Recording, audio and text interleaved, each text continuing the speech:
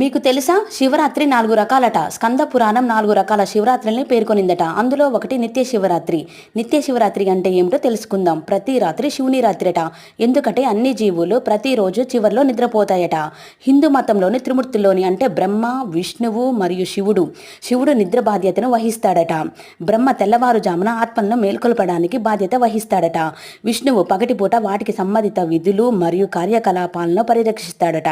ఈ తత్వశాస్త్రం ఆధారంగా మన పూర్వీకులు మన దైనందిన జీవితంలో మనకు మార్గనిర్దేశం చేయడానికి ఒక రోజులో 24 గంటలు విభజించారట. దీని ఆధారంగా పెద్దలు రోజును విభజించారట.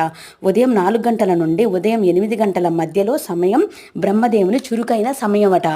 రోజు కార్యకలాపాల తర్వాత సాయంత్రం 5 గంటల దగ్గరగా మనం విశ్రాంతి తీసుకొని మన మనసును మరియు శరీరాన్ని రీఫ్రెష్ చేసుకునే సమయం కాబట్టి మళ్ళీ బ్రహ్మదేవుని సమయమట. రాత్రి 8 గంటలకు మనం భోజనం ముగించిన తరువాత అది శివుని సమయమట. దీనిలోని అన్ని ప్రాపంచిక కార్యకలాపాలు ఆగిపోయి మరణం లాంటి నిద్రకు దారితీస్తుందట.